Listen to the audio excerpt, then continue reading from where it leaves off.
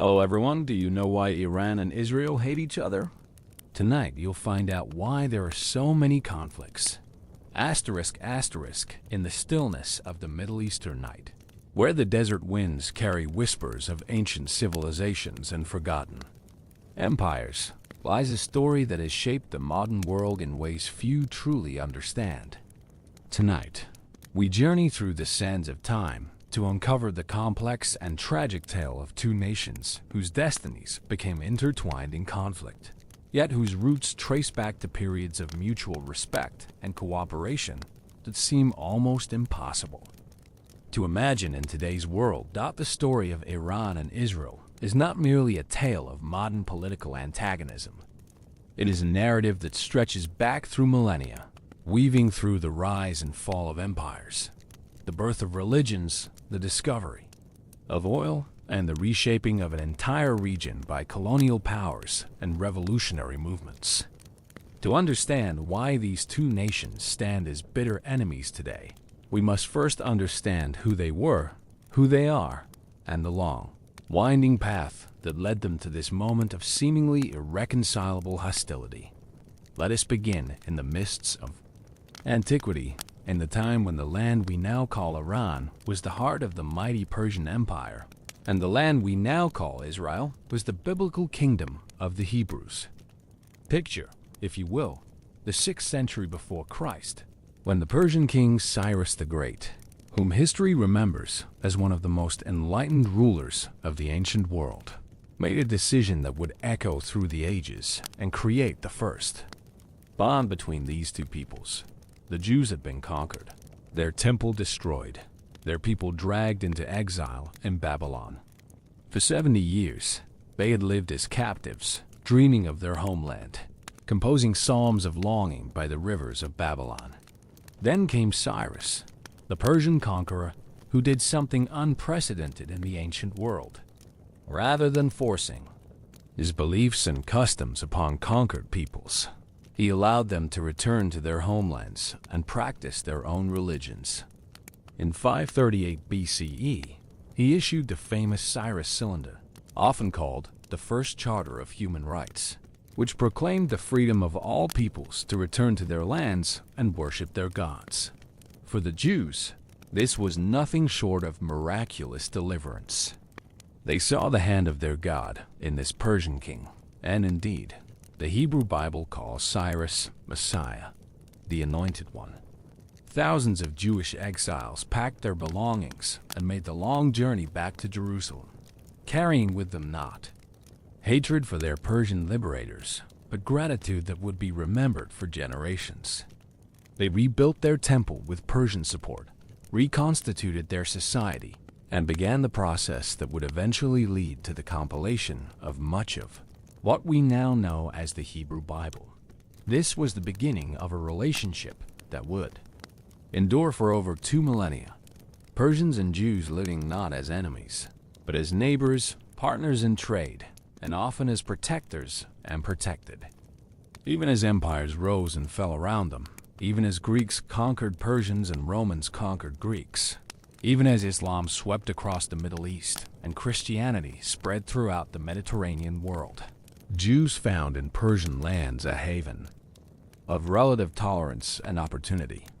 Asterisk fast forward through the centuries, through the rise of Islam and the golden age of Persian poetry and science.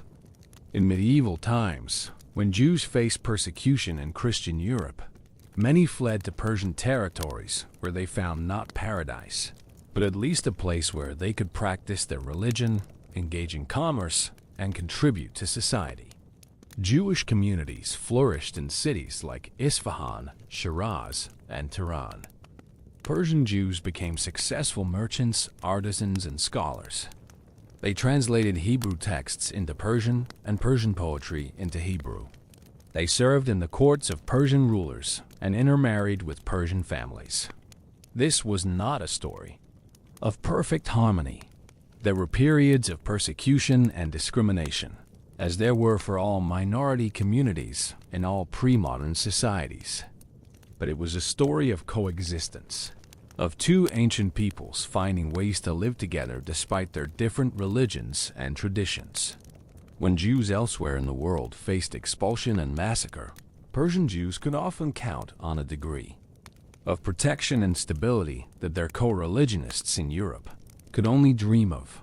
The Persian Jews developed their own unique culture, blending Hebrew religious traditions with Persian customs, celebrating Jewish holidays with Persian foods, and creating a synthesis that was neither purely Jewish nor purely Persian, but something new and beautiful in its own right. They spoke Judeo-Persian, a language that combined Hebrew characters with Persian vocabulary and grammar. They created a literature that drew on both traditions, telling stories of Persian heroes in Hebrew verse and Hebrew prophets in Persian meter. This peaceful coexistence continued even as the Persian Empire gave way to various Islamic dynasties. Under the Safavids, who made Shia Islam the official religion of Persia in the 16th century, Jews faced some restrictions, but were still considered people of the book and afforded protection under Islamic law. They paid special taxes as non-Muslims, faced certain legal limitations, and sometimes endured forced conversions, but they were not systematically expelled or exterminated as they often were in Christian lands. The community grew and prospered, with some Persian Jewish families becoming quite wealthy through their involvement in the silk trade, carpet weaving, and international commerce. They maintained connections with Jewish communities throughout the Ottoman Empire, North Africa, and even Europe, serving as vital links in the networks of Jewish trade and scholarship that spanned the known world. But perhaps most importantly, for our story, Persian Jews maintained their connection to the land of Israel, to Jerusalem, and to the dream of eventual return. They prayed facing Jerusalem, mourned the destruction of the temple, and celebrated the festivals that commemorated their ancestors' journey from Egypt to the Promised Land. They sent money to support the small Jewish community that had always remained in the land of Israel, and they dreamed, as Jews everywhere dreamed, of the day when their people would return to sovereignty in their ancient homeland. This dream seemed impossibly distant for most of these 2.5 millennia. The land of Israel was controlled by a succession of empires: Persian, Greek, Roman, Byzantine, Arab, Crusader, Mamluk, and Ottoman. Jews lived there, but always as a minority, always as subjects, never as rulers. The idea that they might one day have their own state seemed as fantastical as any tale from the Arabian Nights. Meanwhile, Persia too went through its own transformations. The ancient Persian Empire gave way to Arab conquest and Islamic rule. Persian culture and language survived, but Persian political independence did not. For over 1,000 years, the lands we now call Iran were ruled by Arabs, Turks, and Mongols. The Safavid dynasty restored Persian independence in the 16th century, but even they faced constant pressure from Ottoman Turks to the west and various Central Asian peoples to the north and east. By the 19th century, both Jewish dreams of return to Israel and Persian dreams of restored greatness seemed equally remote. The Ottoman Empire controlled the Middle East from Istanbul. The British and Russian empires were expanding their influence throughout Asia, and the modern concept of nationalism had not yet taken hold in a region where identity was defined more by religion and tribe than by ethnicity or language. Yet beneath the surface, currents were beginning to flow that would eventually transform both Jewish and Persian aspirations from impossible dreams into historical realities. The Industrial Revolution was changing the balance of power between nations.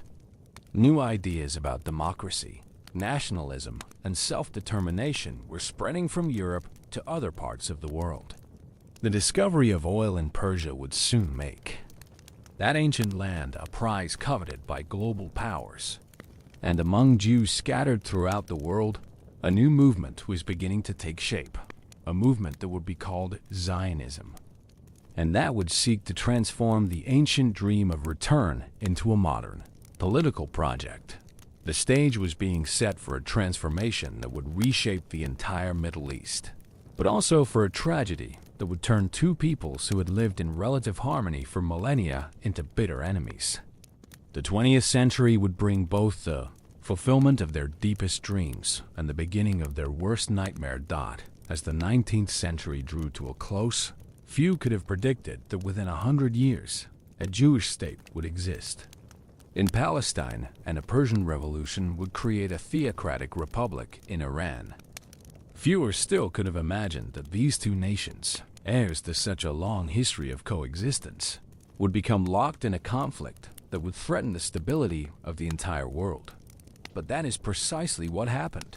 And to understand how, we must now turn to the birth of modern nationalism in both Jewish and Persian communities, and the way that the collapse of old empires and the meddling of new ones created the conditions for both the realization of ancient dreams and the beginning of modern nightmares.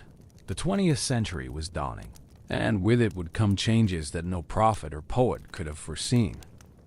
The year was 1896, and in a coffee house in Vienna, a Hungarian Jewish journalist sat writing words that would change the course of history.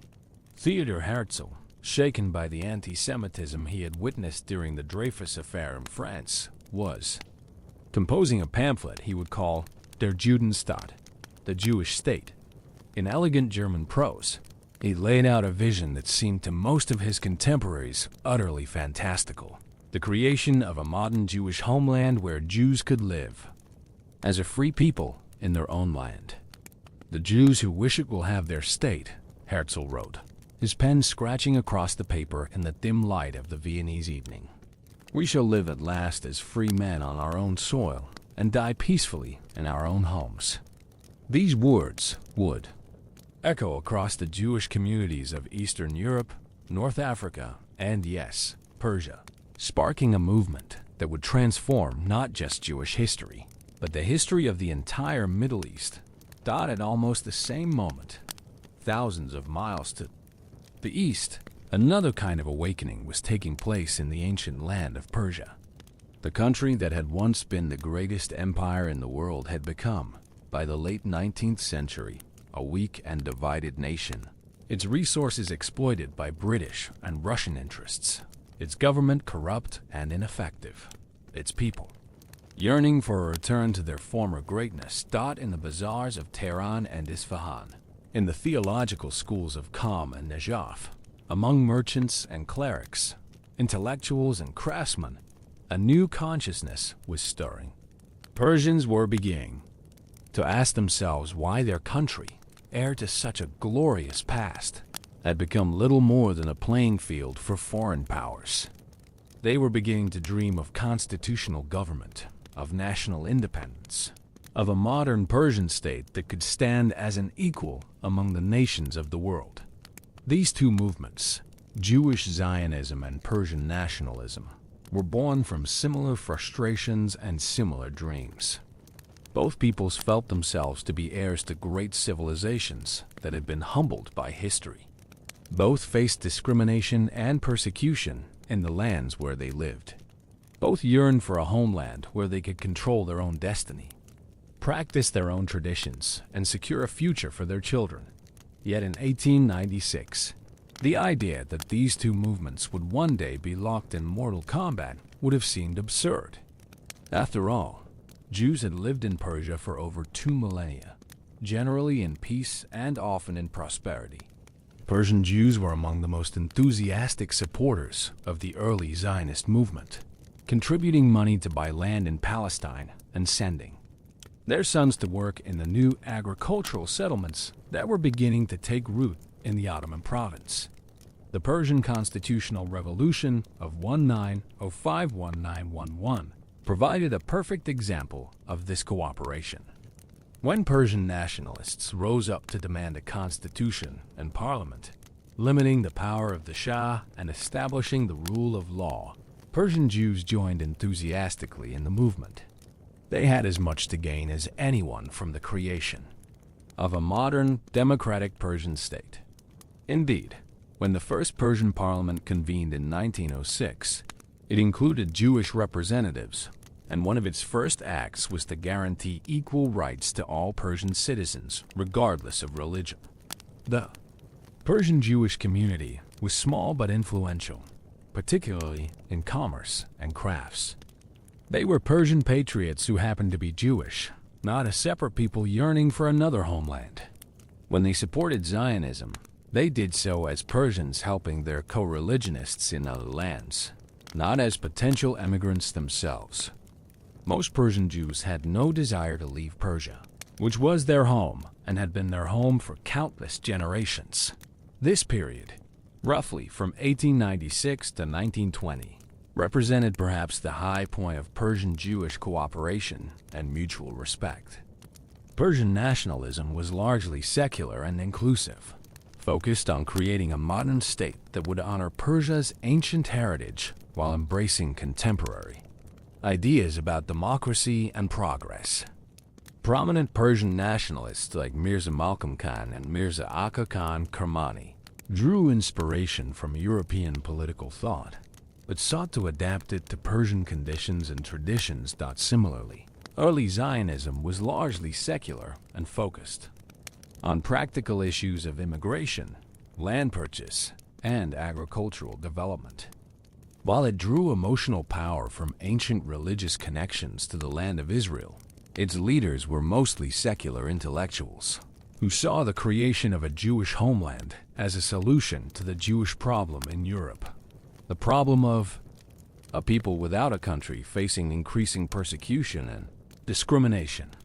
The First World War changed everything. The war brought the collapse of the Ottoman Empire, which had controlled Palestine for 4 centuries. It brought the Russian Revolution, which destroyed the Tsarist regime that had oppressed and massacred Jews throughout Eastern Europe. It brought British imperial control over much of the Middle East, including both Palestine and significant influence in Persia.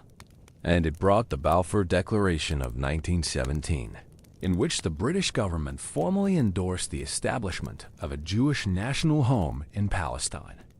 His Majesty's government viewed with favor the establishment in Palestine of a national home for the Jewish people, wrote British Foreign Secretary Arthur James Balfour to Lord Rothschild, and will use their best endeavors to facilitate the achievement of this object, it being clearly understood that nothing shall be done which may prejudice the civil and religious rights of existing non-Jewish communities in Palestine.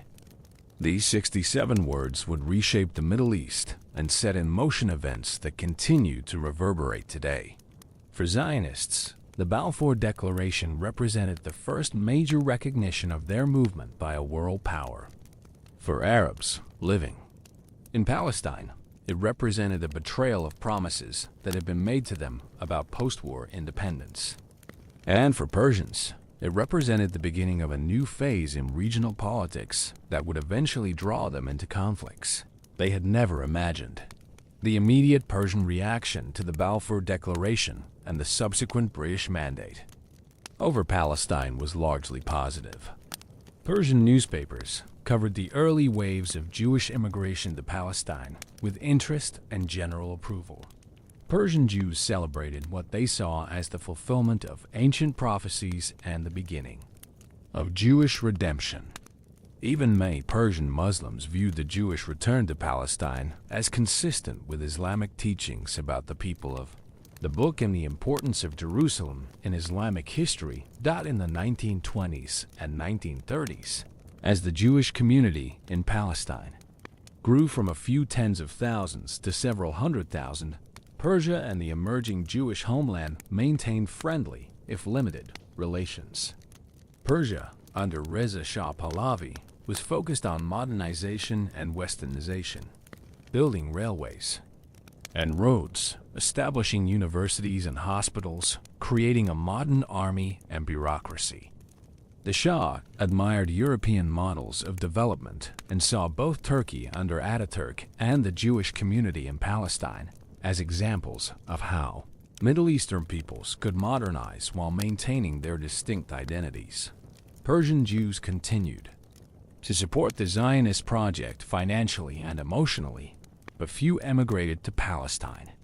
Persia was experiencing its own renaissance under Reza Shah, and Persian Jews felt themselves to be full participants in this national revival. They established modern schools, published newspapers and books, and took pride in both their Persian patriotism and their Jewish heritage. The Jewish community in Palestine, for its part, was too focused on immediate challenges of survival and development to pay much attention to Persia. They were building kibbutzim and cities, draining swamps and planting forests, establishing industries and cultural institutions. They were also increasingly concerned about Arab opposition to their presence and the rise of Adolf Hitler in Germany, which threatened the lives of millions of European Jews. This period of benign neglect and mutual indifference might have continued indefinitely, with Persia and the Jewish community in Palestine developing along parallel tracks without significant interaction or conflict. But history had other plans. The Second World War brought Nazi Germany's attempt to exterminate European Jewry, creating an urgent need for a Jewish haven and strengthening Zionist arguments for an independent Jewish state. It also brought Allied occupation of Persia, despite the country's declared neutrality, as British and Soviet forces used Persian territory as a supply route to the Soviet Union. This occupation humiliated Persian nationalists and contributed to growing anti-Western sentiment. The war's end brought the partition of Palestine by the United Nations in 1947, the declaration of Israeli independence in 1948, and the First Arab-Israeli War. It also brought the beginning of the Cold War, which would transform the Middle East into a battleground between American and Soviet influence. These global changes created new pressures and new opportunities for both Israel and Iran, as Persia was now calling itself. They also created the conditions that would eventually transform these two nations from distant neighbors into bitter enemies. But in 1948, as David Ben-Gurion read Israel's Declaration of Independence in Tel Aviv, and the new state faced invasion by 5 Arab armies, few Israelis were thinking about Iran. And in Tehran, as a young Shah named Mohammad Reza Pahlavi struggled to consolidate his power and modernize his country, few Iranians were thinking about Israel. The seeds of their future conflict were already being sown, but they had not yet sprouted. That would come later, as oil wealth and Cold War rivalries, revolutionary ideologies, and nuclear ambitions would transform the Middle East in ways that neither country could have anticipated in those early days of independence and hope. For now, Iran and Israel were still two ships passing in the night, focused on their own journeys, unaware that their paths would eventually cross in ways that would shape the destiny of the entire region. Asterisk. The year was 1950, and in the corridors of power in Tehran and Tel Aviv, an unlikely partnership was beginning to take shape. Iran, under the young Shah Mohammad Reza Pahlavi, was struggling to assert its independence in a region increasingly dominated by Cold War rivalries and Arab nationalism. Israel, barely 2 years old, and still fighting for its survival against Arab neighbors who refused to recognize its existence, was desperately seeking allies in a hostile neighborhood. What brought these two nations together was not love, but necessity. What would eventually tear them apart was not hatred, but the inexorable logic of revolutionary change and the zero-sum calculations of regional power politics. But for nearly 3 decades, from 1950 to 1979, Iran and Israel maintained one of the most important strategic partnerships in the Middle East, a relationship so close that it was often called the Peripheral Alliance.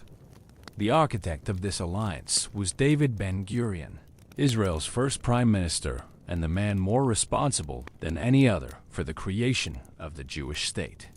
Ben-Gurion was a realist who understood that Israel's survival depended not just on military strength, but on strategic thinking and diplomatic creativity. Surrounded by Arab enemies, Israel needed to find friends elsewhere in the Middle East. and Ben-Gurion's eyes naturally turned to the region's non-Arab nations. Turkey, Ethiopia, and Iran. This strategy came to be known as the Periphery Doctrine, the idea that Israel should ally itself with non-Arab nations on the periphery of the Arab world in order to counterbalance Arab hostility. Of these potential allies, Iran was by far the most important. With its large population, vast oil resources, and strategic location controlling access to the Persian Gulf. For Iran, the attraction of the Israeli relationship was equally strategic.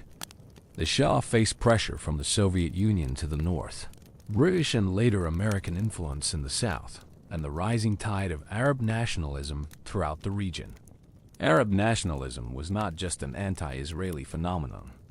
It was also anti-Persian, viewing Iran as a foreign, non-Arab intruder in a region that properly belonged to the Arab nation. The most prominent voice of Arab nationalism was Egypt's Gamal Abdel Nasser, who came to power in 1952 and quickly established himself as the leader of the Arab world.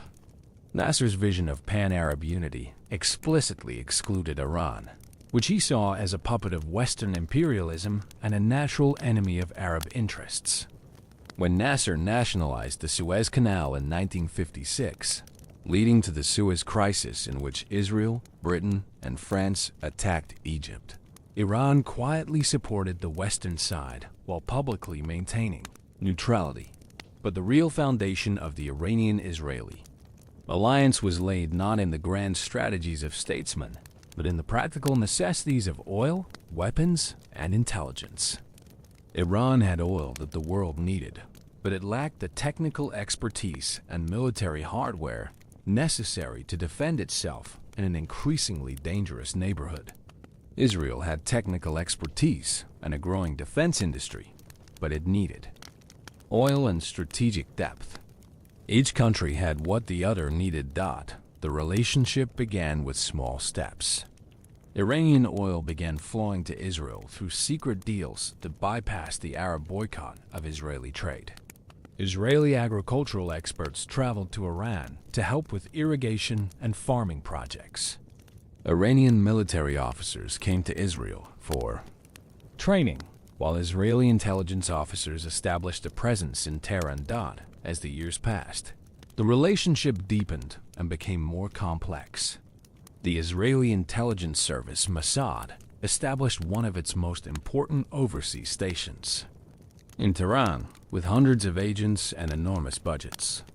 Their mission was not just to gather intelligence on Iran, but to use Iran as a base for operations throughout the Middle East and to help Israeli businesses establish a foothold in the lucrative Iranian market. Iranian-Israeli cooperation was particularly close in the field of intelligence and security. Both countries feared Soviet influence in the region and worried about the activities of Palestinian guerrilla groups that were receiving support from Egypt, Syria, and later the Soviet Union. Iranian and Israeli intelligence services shared information about Soviet activities, Palestinian movements, and Arab military preparations. The relationship was also deeply personal. The Shah, who had been educated in Switzerland and spoke fluent French and English, was comfortable with Western culture and admired Israel's achievements in agriculture, technology, and military affairs. He developed close friendships with Israeli leaders like Moshe Dayan and Shimon Peres, often hosting them at his palaces and seeking their advice on everything from military strategy to economic development. Israeli leaders, for their part, were impressed by the Shah's modernization efforts and his vision of turning Iran into a regional power that could stand as an equal partner with Western nations. They saw in the Shah a kindred spirit, another leader trying to build a modern, Western-oriented nation in a region dominated by traditional and often hostile forces. By the 1960s, Iranian-Israeli cooperation had become so extensive that it was almost a state within the state. Israeli companies were involved in major Iranian development projects. Iranian oil supplied nearly all of Israel's energy needs. Israeli weapons and military advisors helped Iran build one of the most powerful militaries in the Middle East. Cultural exchanges brought Iranian students to Israeli universities and Israeli experts to Iranian research institutes. The high point of the relationship came during the Six-Day War of 1967, when Israel faced what appeared to be an imminent attack by a coalition of Arab armies. Iran provided crucial diplomatic support and secretly supplied additional oil to compensate for the Arab oil embargo. After Israel's stunning victory, which saw it capture the West Bank, Gaza Strip, Sinai Peninsula, and Golan Heights, the Shah was among the first world leaders to privately congratulate Israeli Prime Minister Levi Eshkol. The Shah's support for Israel during the 1967 war was particularly significant because it came at considerable cost to Iran's relationships with other Muslim nations. Many Muslims around the world were outraged by Israel's capture of Jerusalem and its Islamic holy sites, and they expected Iran, as a major Muslim nation, to join in condemning Israeli actions. Instead, Iran maintained its ties with Israel and continued to supply oil and other assistance. This decision reflected the Shah's calculation that Iran's interests lay with the West and with modernization, not with Islamic solidarity or Third World nationalism. He saw Arab nationalism and Islamic fundamentalism as equally dangerous to his vision of Iran as a modern, secular, Western-oriented power. In his view, Israel was a natural ally in this struggle, a fellow island of modernity and Western values in a sea of traditionalism and radicalism.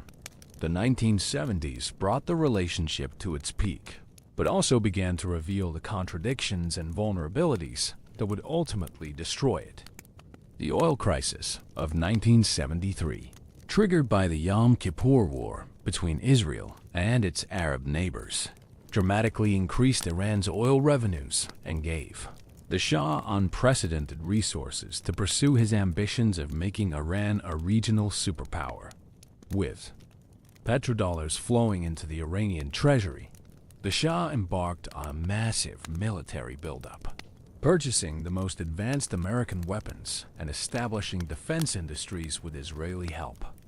Iran became one of the world's largest arms importers, and Israel became one of Iran's most important defense partners, providing not just weapons, but also training, intelligence, and technical assistance. The partnership extended beyond military affairs to virtually every aspect of government and society. Israeli experts helped Iran develop its agriculture, build its universities, and modernize its bureaucracy. Iranian students studied in Israeli schools, and Israeli businesses established major operations in Iran. The two countries even cooperated in nuclear research, with Israel providing technical assistance for Iran's civilian nuclear program. But beneath the surface of this flourishing partnership, tensions were beginning to build that would ultimately prove fatal to the relationship. The Shah's modernization program, while impressive in its scope and achievements, was also creating massive social disruption and inequality. Traditional Iranian society was being transformed at breakneck speed, with ancient customs and values being discarded in favor of Western models that many Iranians found alien and threatening.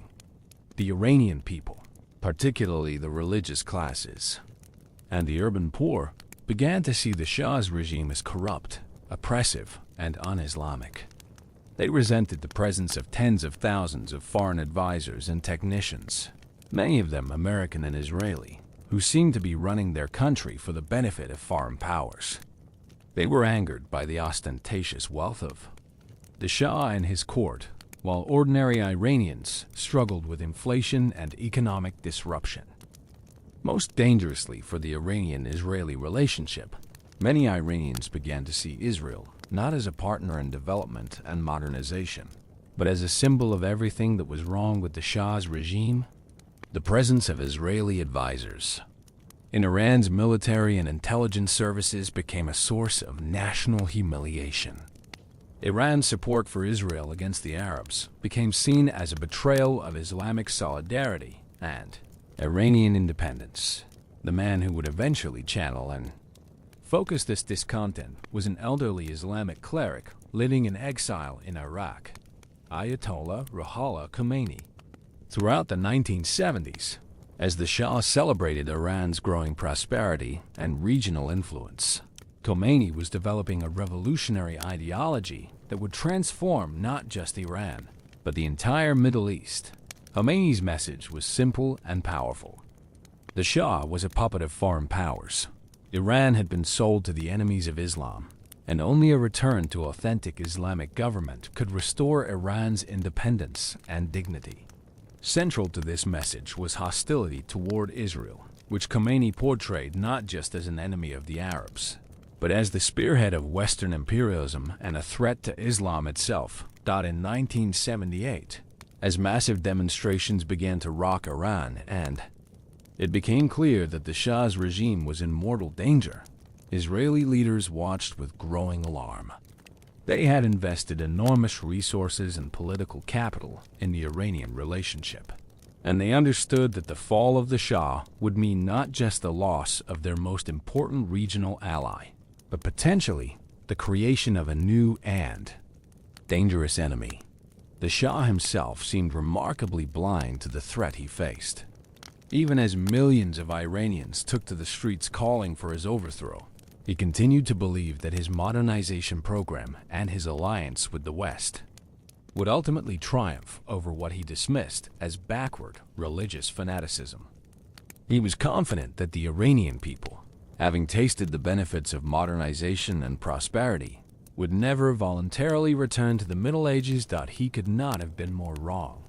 On January 16, 1979, the Shah left Iran for what was officially described as a vacation, but what everyone understood to be permanent exile.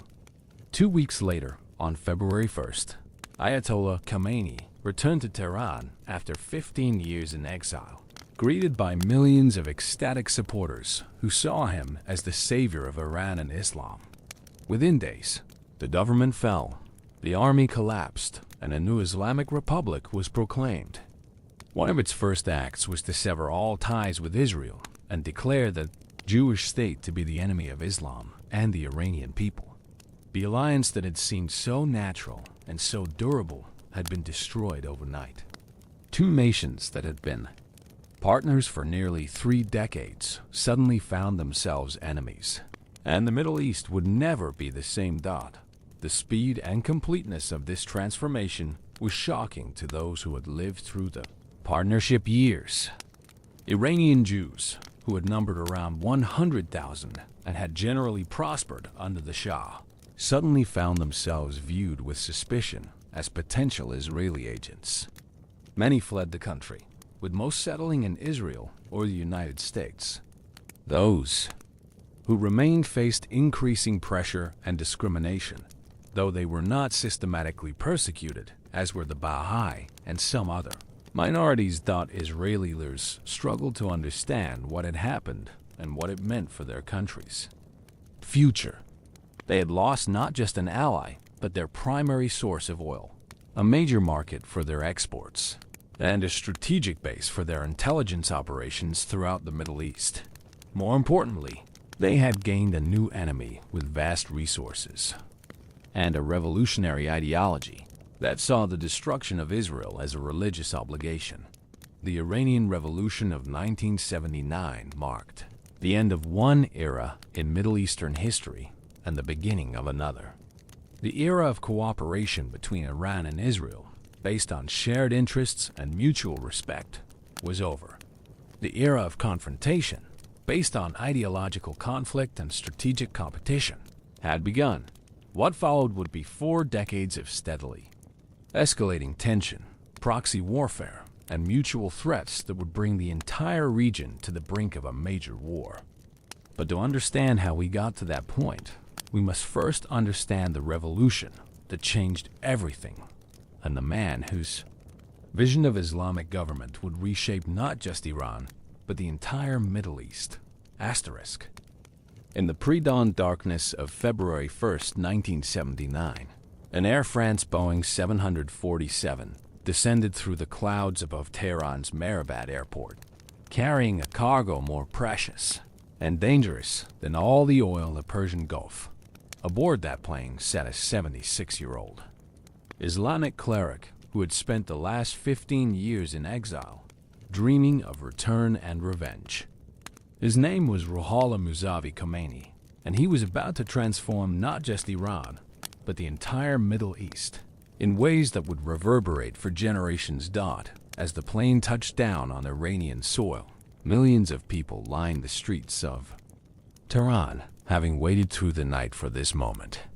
They carried pictures of the elderly Ayatollah, chanted his name, and wept with joy at the return of the man they believed would deliver Iran from decades of humiliation and foreign domination. Few of them understood exactly what kind of government Khomeini intended to create. Fewer still could have imagined how completely it would transform Iran's relationship with Israel and the entire regional balance of power. To understand the Iranian Revolution and its impact on Iranian-Israeli relations, we must first understand the man who led it and the ideology he represented. Khomeini was not merely a religious leader. He was a revolutionary theorist who had developed a comprehensive critique of the modern world and a detailed blueprint for Islamic government that directly challenged Western notions of democracy, secularism, and individual rights. Born in 1902, in the small town of Khomeini, Ruhollah had experienced the chaos and humiliation of Iran's encounter with Western imperialism from his earliest years.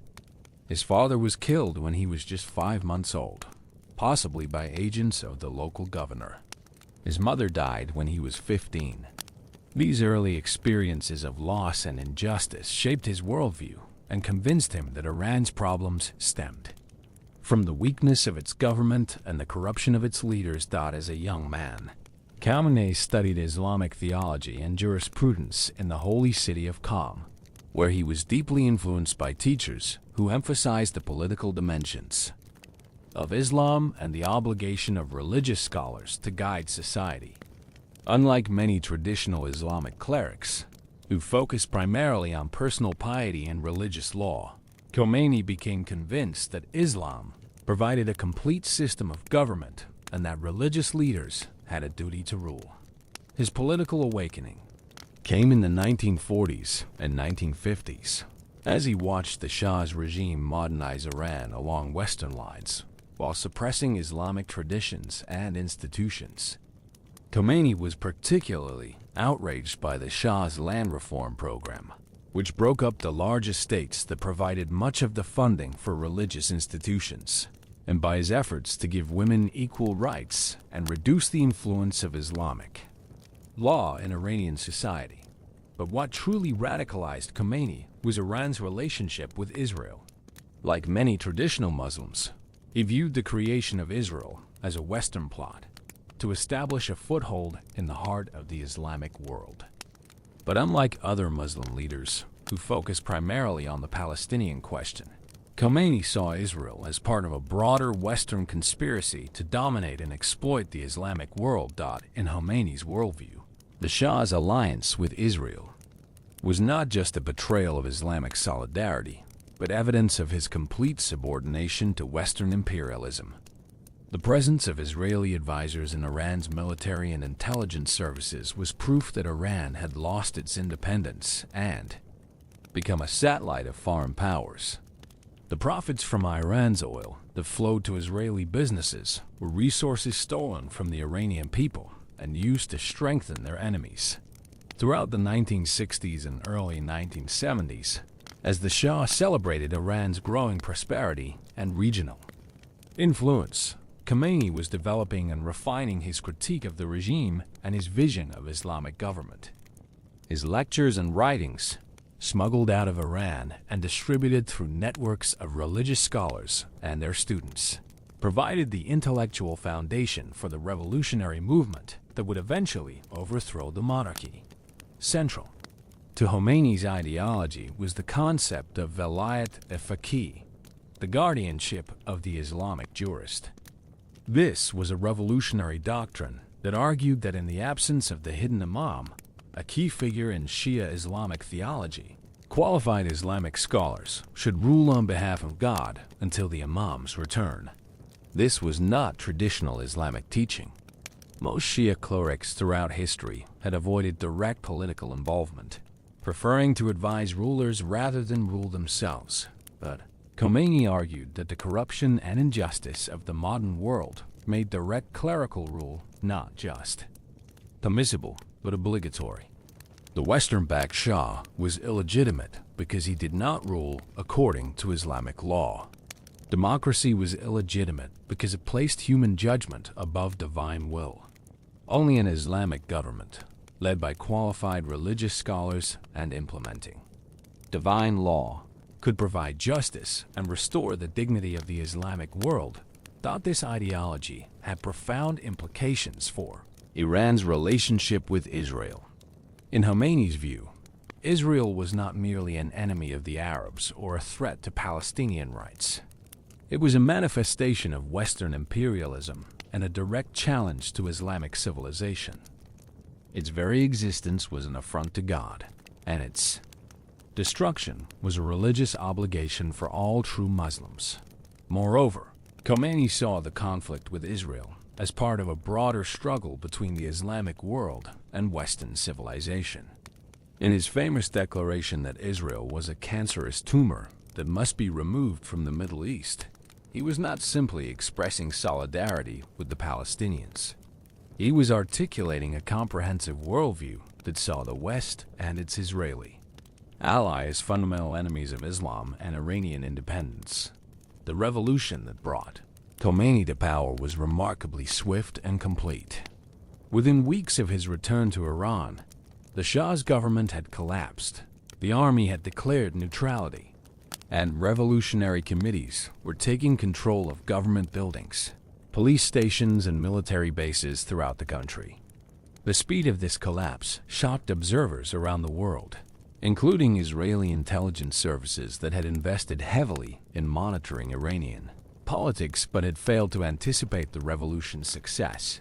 One of the new regime's first acts was to sever all diplomatic relations with Israel and declare the Jewish state to be the little Satan, America being the great Satan.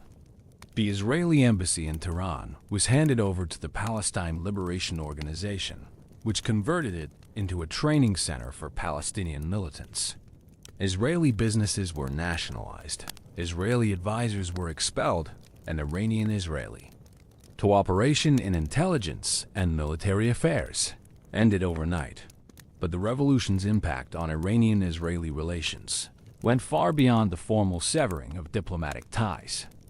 Khomeini and his followers were determined to export their revolution throughout the Islamic world, and Israel became a primary target of their revolutionary zeal. The new Iranian government began providing arms, money, and training to any group willing to attack Israeli targets, regardless of their political orientation or previous connections to Iran. This support initially went primarily to Palestinian groups, but it quickly expanded to include Lebanese Shia militias, Syrian opposition groups, and eventually organizations throughout the Middle East that shared Iran's hostility toward Israel and the United States.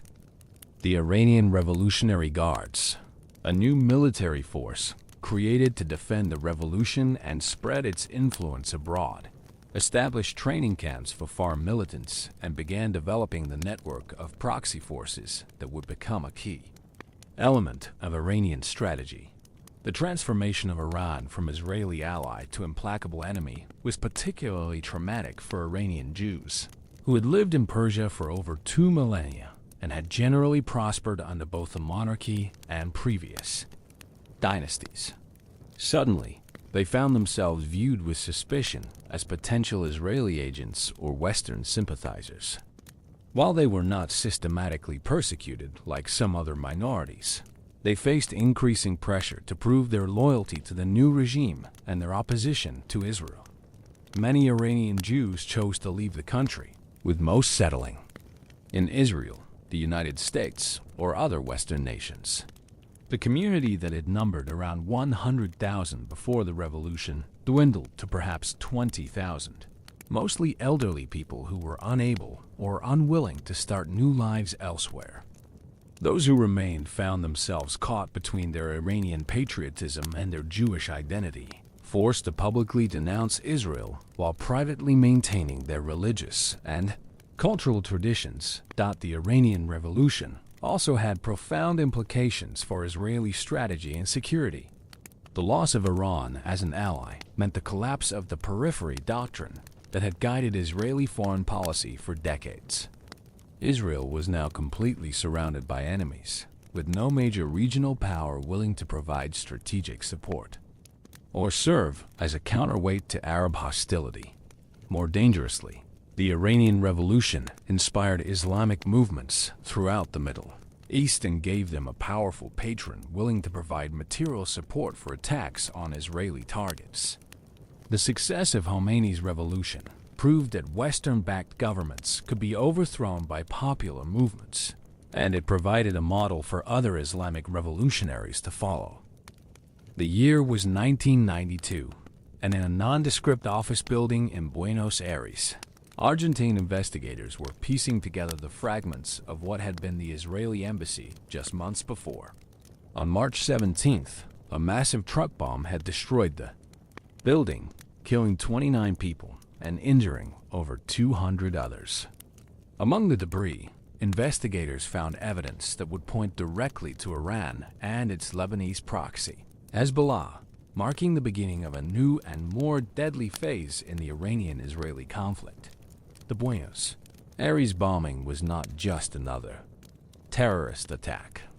It was the opening shot in what intelligence professionals would come to call the Shadow War, a global conflict fought not between armies on battlefields, but between intelligence services in the gray zones of international law, using proxies, assassinations, cyber attacks, and covert operations that would span continents and continue for decades.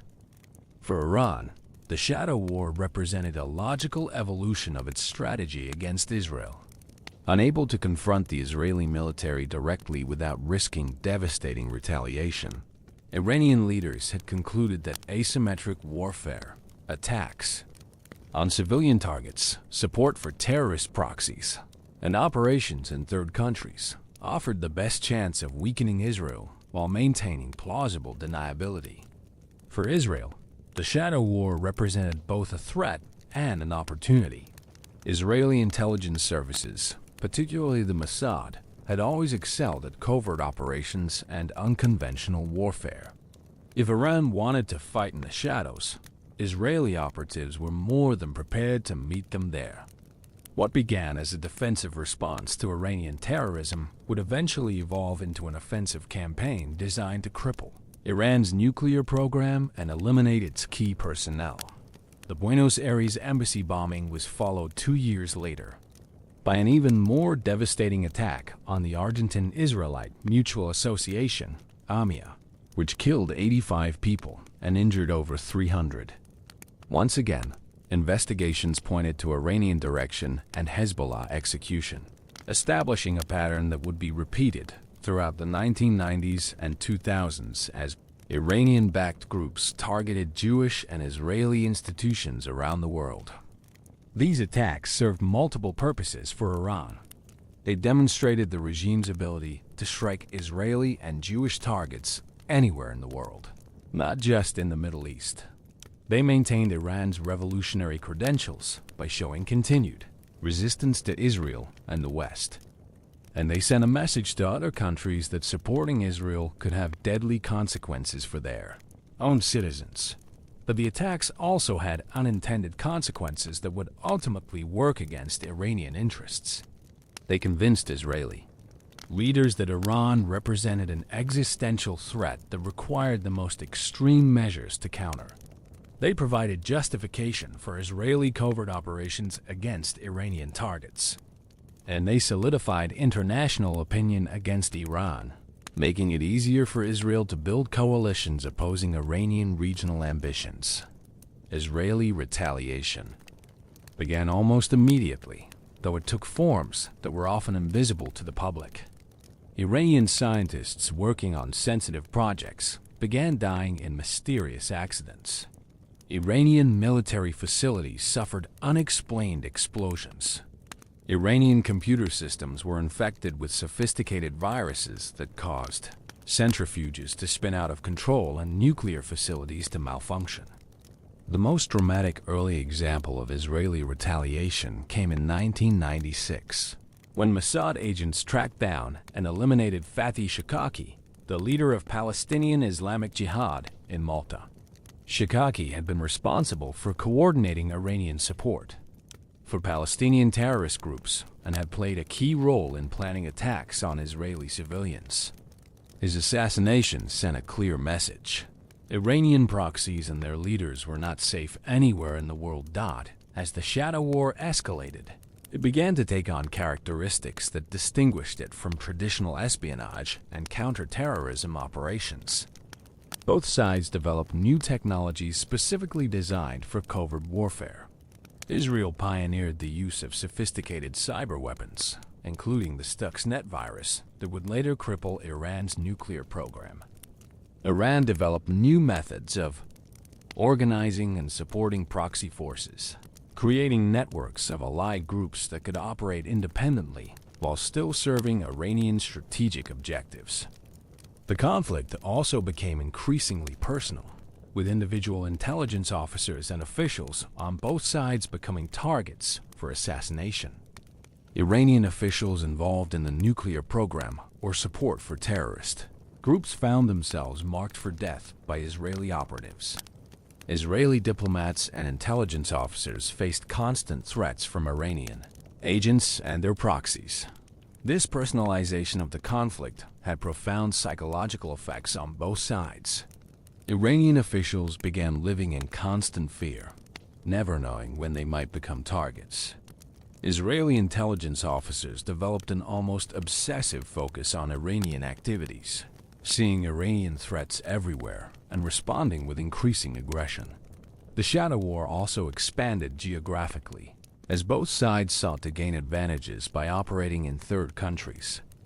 Iranian agents established cells in Europe, South America, Africa, and Asia, targeting Israeli and Jewish institutions while also gathering intelligence on Israeli activities. Israeli operatives countered by establishing their own networks in these regions, working to disrupt Iranian operations while also gathering intelligence on Iranian activities. This global expansion of the conflict created new risks and complications for both sides. Operations in third countries risked diplomatic crises with host governments. Intelligence failures could expose entire networks to arrest and prosecution.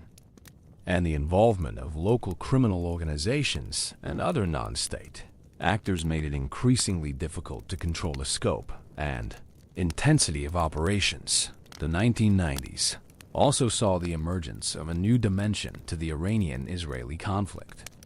The struggle for influence in the emerging post-Soviet states of Central Asia and the Caucasus. Both Iran and Israel saw opportunities in these newly independent nations, which possessed significant energy resources and occupied strategic positions between Europe and Asia. Iran sought to extend its influence among the Muslim populations of these countries, offering cultural and religious ties as well as economic opportunities. Iranian businesses invested in energy projects. Iranian clerics established religious schools and mosques, and Iranian diplomats worked to build political relationships with local leaders. Israel, meanwhile, saw the post-Soviet states as potential allies in its campaign to isolate Iran internationally. Israeli businesses invested heavily in these countries' emerging economies, particularly in the technology and agriculture sectors where Israel had competitive advantages. Israeli intelligence services also saw opportunities to gather intelligence on Iranian activities and potentially establish bases for operations against Iranian targets. This competition for influence in Central Asia and the Caucasus added another layer of complexity to the Iranian-Israeli conflict. as both sides worked to build alliances and partnerships that could provide strategic advantages in their broader confrontation. The late 1990s brought new challenges and opportunities for both sides. The election of Mohammad Khatami as president of Iran in 1997 raised hopes in some quarters that Iran might moderate its positions and seek improved relations with the West. Khatami spoke of a dialogue of civilizations and seemed more willing than his predecessors to engage with international opinion.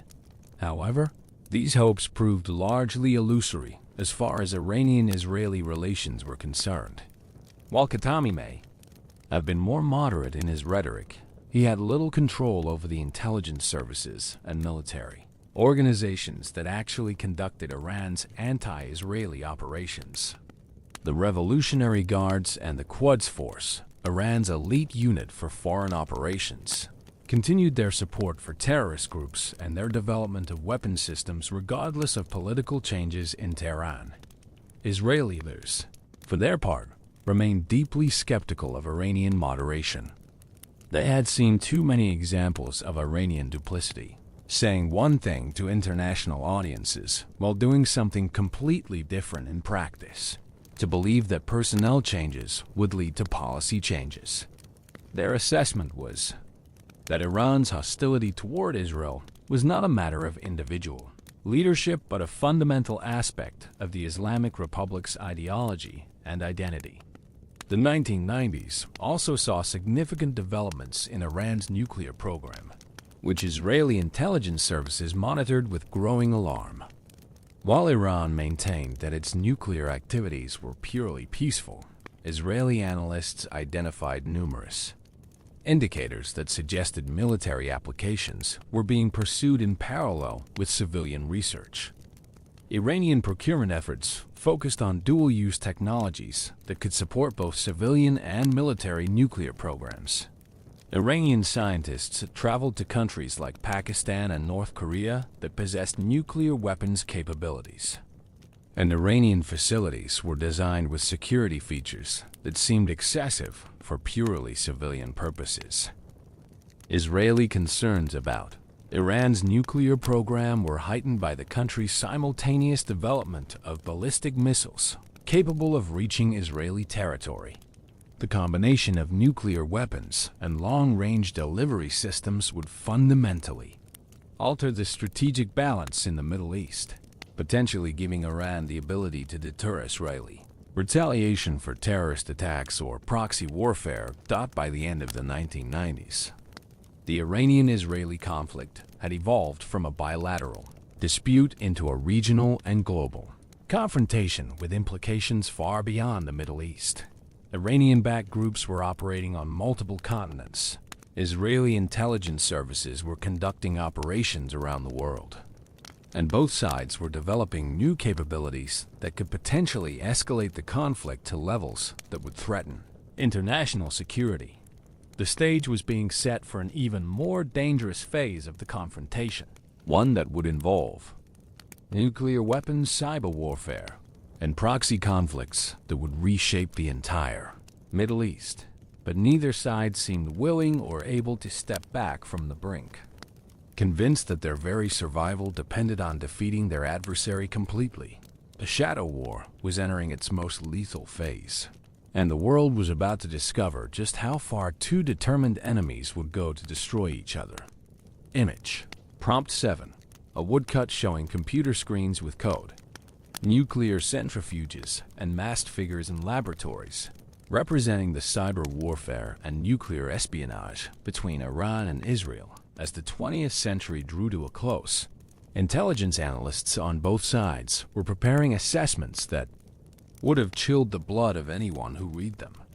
The Iranian-Israeli conflict was no longer a manageable regional dispute. It had become a global confrontation with the potential to trigger wider wars, economic collapse, and even nuclear catastrophe. Iranian strategists were convinced that time was on their side. Their country's population was young and growing. Their oil resources provided virtually unlimited funding for their operations.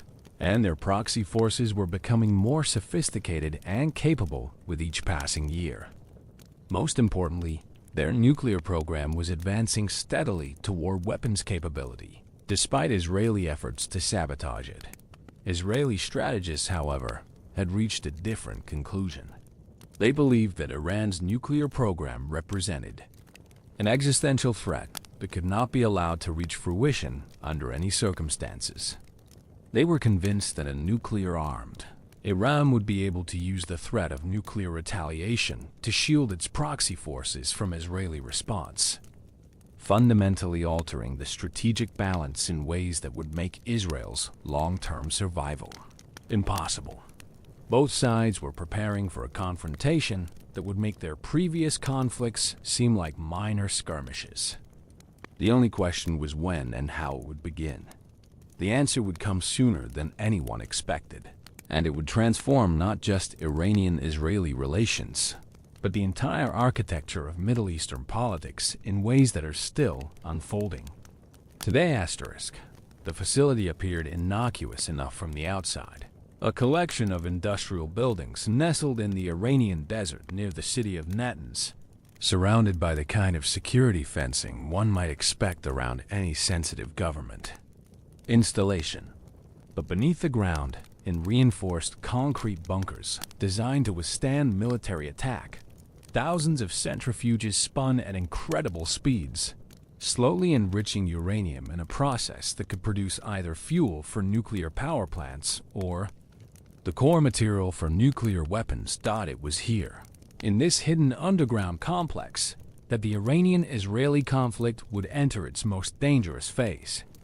And it was here that the world would witness the first known use of cyber warfare as a weapon of mass disruption, when a computer virus called Stuxnet would demonstrate that wars in the 21st century could be fought with code as well as bullets.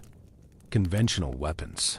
The story of Iran's nuclear program begins in the 1950s, during the period of Iranian-Israeli cooperation under the Shah. Ironically, it was Israel that had provided some of the initial technical assistance for Iran's civilian nuclear research, part of the broader partnership between the two countries during their alliance years. Israeli scientists had worked with their Iranian counterparts on peaceful nuclear applications, never imagining that this cooperation would one day contribute to a program that Israel would view as an existential threat. After the 1979 revolution, Iran's nuclear program was initially scaled back as the new Islamic government focused on consolidating power and fighting the war with Iraq. But by the late 1980s, Iranian leaders had concluded that nuclear weapons represented the ultimate guarantee of regime survival and regional influence. If Pakistan, Iran's eastern neighbor, could develop nuclear weapons, why not Iran? The decision to pursue nuclear weapons was driven by multiple factors. Iranian leaders had watched Saddam Hussein use chemical weapons against Iranian forces during the Iran-Iraq War, with little international response. They had observed how nuclear-armed countries like North Korea could resist international pressure and maintain their independence despite economic sanctions.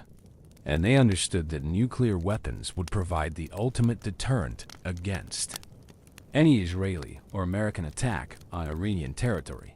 But perhaps most importantly, Iranian leaders saw nuclear weapons as the key to achieving their broader regional ambitions.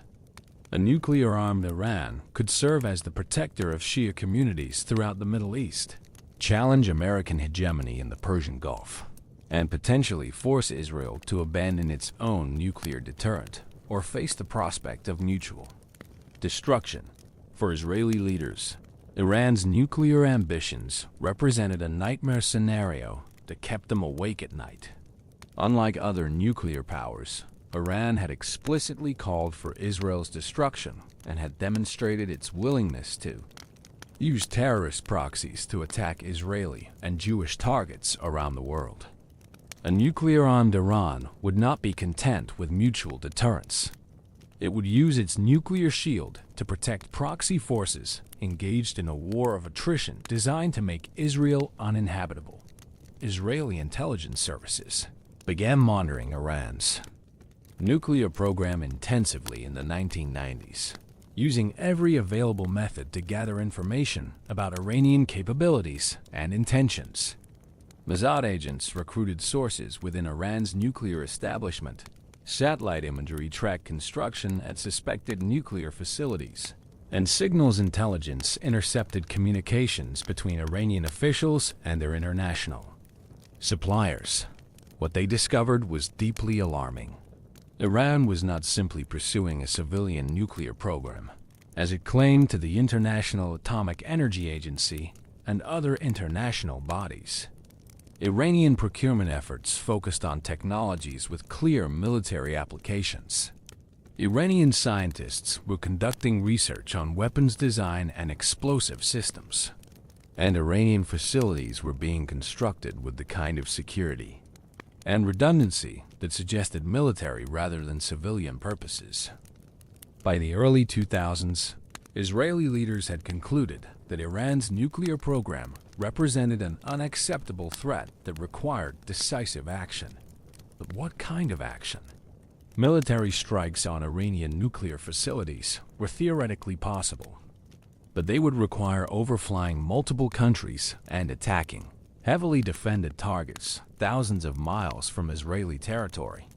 Even if successful, such strikes might only delay Iran's nuclear program while triggering massive retaliation against Israeli targets throughout the region. Diplomatic pressure through international sanctions had limited effectiveness against a country that controlled such vast oil resources and had demonstrated its willingness to endure economic hardship for ideological objectives. Iran had repeatedly rejected offers of international cooperation on civilian nuclear technology in exchange for abandoning weapons-related research. It was in this context that Israeli and American intelligence services began developing what would become known as Operation Olympic Games, a cyber warfare campaign designed to sabotage Iran's nuclear program from within using computer viruses and other digital weapons. This represented a completely new form of warfare, one that could potentially achieve the effects of military strikes without the risks and political costs of conventional attacks. The centerpiece of this campaign was Stuxnet, a computer worm of unprecedented sophistication that was specifically designed to attack the industrial control systems used in Iran's uranium enrichment facilities. Unlike previous computer viruses that were primarily designed to steal information or cause general disruption, Stuxnet was essentially a precision-guided cyber weapon with a very specific target and purpose. The virus was introduced into Iranian nuclear facilities through multiple vectors, including infected USB drives, carried by unwitting personnel and compromised supplier networks that provided equipment to Iranian installations. Once inside Iranian computer systems, Stuxnet would lie dormant until it detected the specific configuration of centrifuges used at Natanz and other facilities. When it found its target, Stuxnet would take control of the industrial systems that regulated the centrifuges' operation, causing them to spin at destructive speeds while reporting normal operation to monitoring systems. The result was the systematic destruction of hundreds of Iranian centrifuges over a period of months, setting back Iran's enrichment program by years while leaving Iranian technicians baffled about the cause of the equipment failures. The success of Stuxnet marked a turning point in both cyber warfare and Iranian-Israeli relations. For the first time in history, a computer virus had been used to cause physical destruction of military significance. The attack demonstrated that critical infrastructure in any country was potentially vulnerable to cyber attack, regardless of physical security measures or geographic isolation. For Iran, the Stuxnet attack was both a devastating blow to its nuclear program and a wake-up call about its vulnerability to new forms of warfare. Iranian leaders concluded that they were facing not just traditional military threats, but a new kind of warfare that could potentially cripple their entire society without a single bomb being dropped or soldier being deployed. The Iranian response was swift and multifaceted.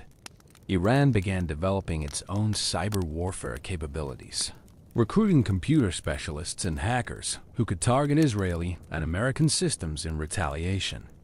Iranian-backed groups launched cyber attacks against Israeli and American government websites, financial institutions, and critical infrastructure systems. More ominously, Iran accelerated its nuclear program and began taking steps to make it more resistant to both cyber attack and conventional military strikes. New facilities were built deeper underground and with better security. Critical systems were isolated from outside networks to prevent future cyber attacks. And Iran began developing multiple parallel paths to nuclear weapons capability, making it more difficult for any single attack to cripple the entire program. The period from 2010 to 2015 saw an unprecedented escalation in the Iranian-Israeli shadow war, with both sides developing new capabilities and launching increasingly sophisticated attacks against each other.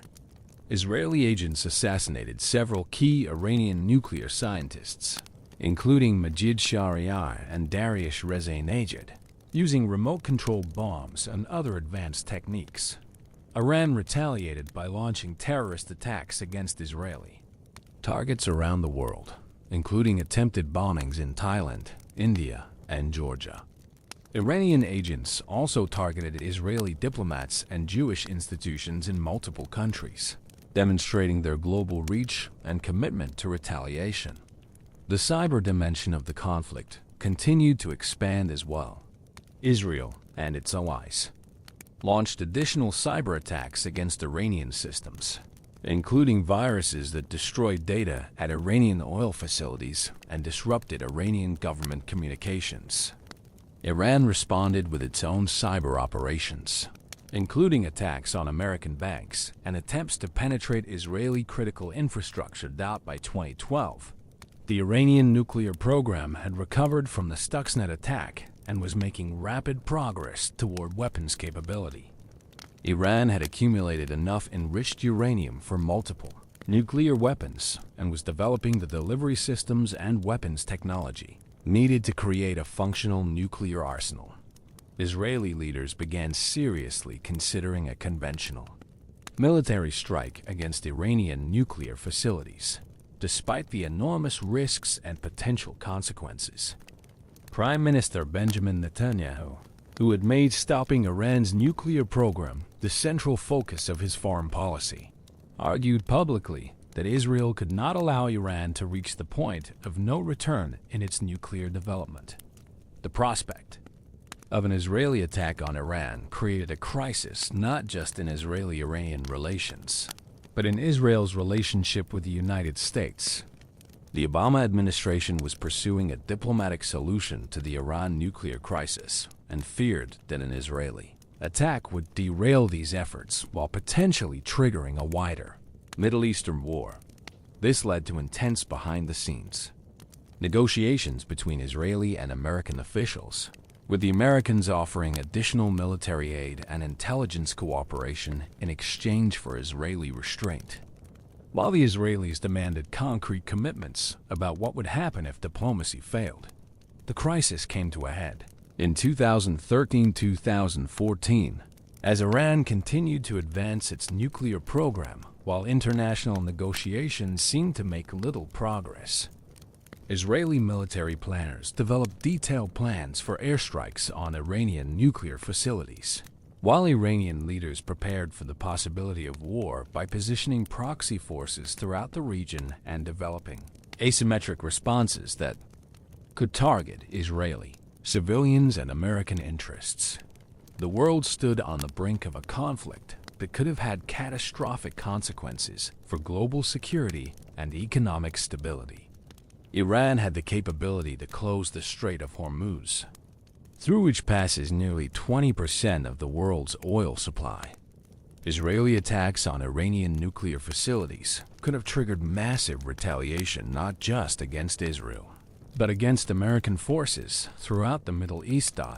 It was at this critical moment that diplomacy finally began to show results, leading to the interim agreement of November 2013, and eventually to the comprehensive nuclear deal known as the Joint Comprehensive Plan of Action, JCPOA.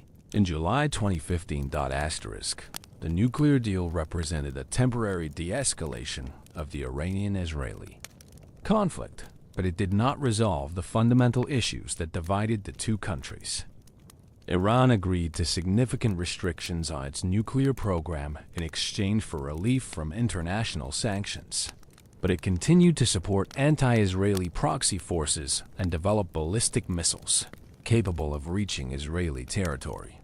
Israel, while publicly opposing the nuclear deal, quietly benefited from the restrictions it placed on Iran's nuclear program. The deal extended the timeline for potential Iranian nuclear weapons capability from months to at least a year, giving Israel more time to develop responses and potentially eliminating the need for immediate military action. But the nuclear deal also created new sources of tension and uncertainty. Iran's economy began to recover as sanctions were lifted, providing additional resources for proxy forces and regional activities.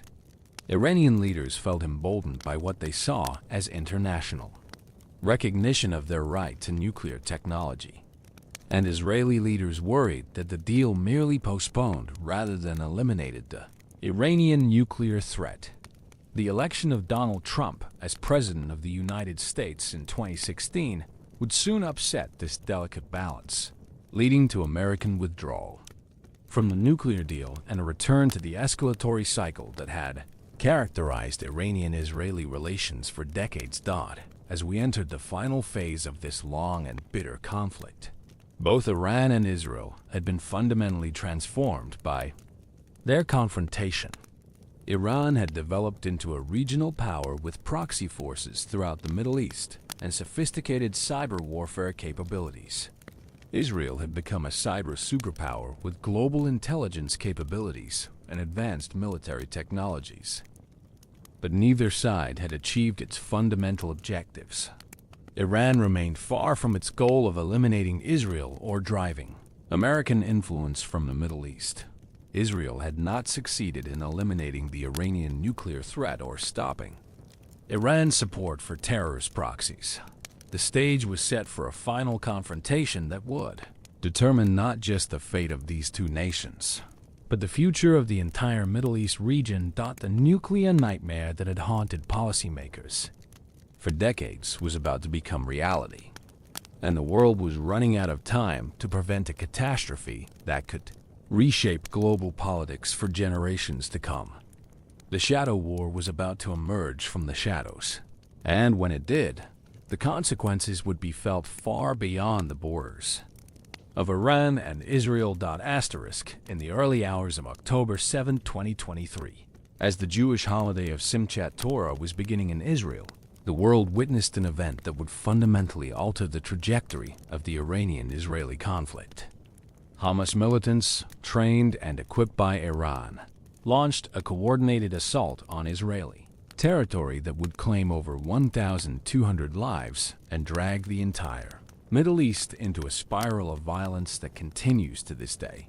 The attack was unprecedented in its scope and brutality, involving thousands of rockets fired simultaneously from Gaza, combined with ground infiltrations that targeted military bases, kibbutzim, and a music festival where hundreds of young Israelis were celebrating.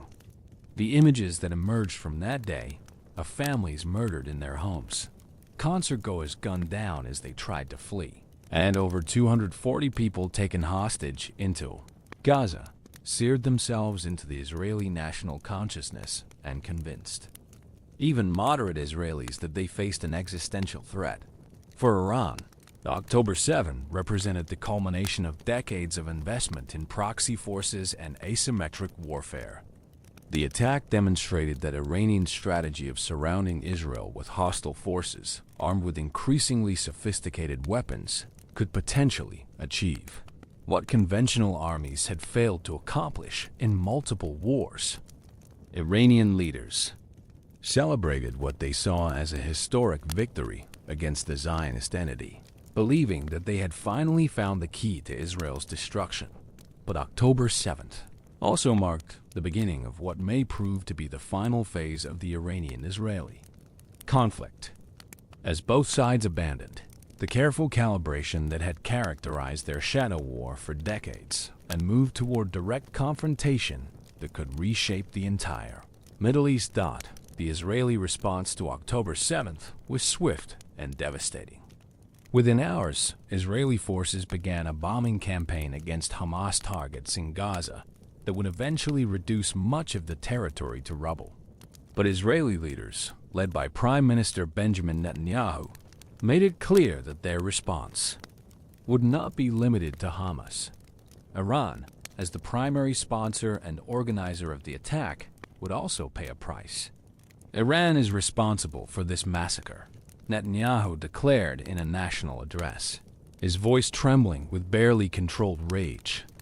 They armed Hamas. They trained Hamas. They funded Hamas.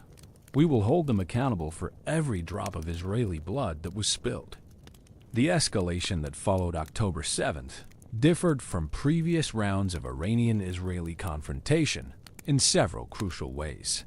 First, it occurred in the context of a broader regional conflict that drew in multiple actors and created risks of wider escalation. Second, it took place at a time when Iran was closer than ever to nuclear weapons capability, making the stakes potentially existential for both sides. And third, it unfolded in an international environment where traditional restraints on warfare were breaking down and both sides felt increasingly free to use previously unthinkable methods. Within weeks of October 7th, Iranian-backed forces throughout the region began launching attacks on Israeli and American targets. Lebanese Hezbollah, Iran's most capable proxy, opened a second front along Israel's northern border, forcing Israeli forces to fight on multiple fronts simultaneously. Houthi rebels in Yemen, another Iranian proxy, began attacking Israeli and American ships in the Red Sea, threatening one of the world's most important shipping lanes. Most ominously, Iran itself began moving toward direct confrontation with Israel for the first time since the Islamic Revolution. Iranian forces in Syria launched missile attacks on Israeli territory. Iranian naval forces harassed Israeli shipping in the Persian Gulf, and Iranian leaders began making increasingly explicit threats about the use of nuclear weapons if Iran's survival was threatened. The shadow war that had characterized Iranian-Israeli relations for decades was emerging into the light, with potentially catastrophic consequences for regional and global security.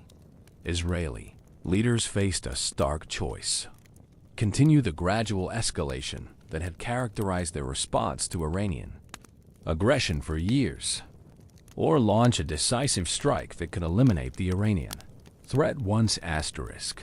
The attack was unprecedented in its scope and brutality, involving thousands of rockets fired from Gaza, ground incursions by Hamas fighters, and coordinated assaults on military bases and civilian communities. The images that emerged from that horrific day would be seared into the collective memory of both nations. Families torn apart.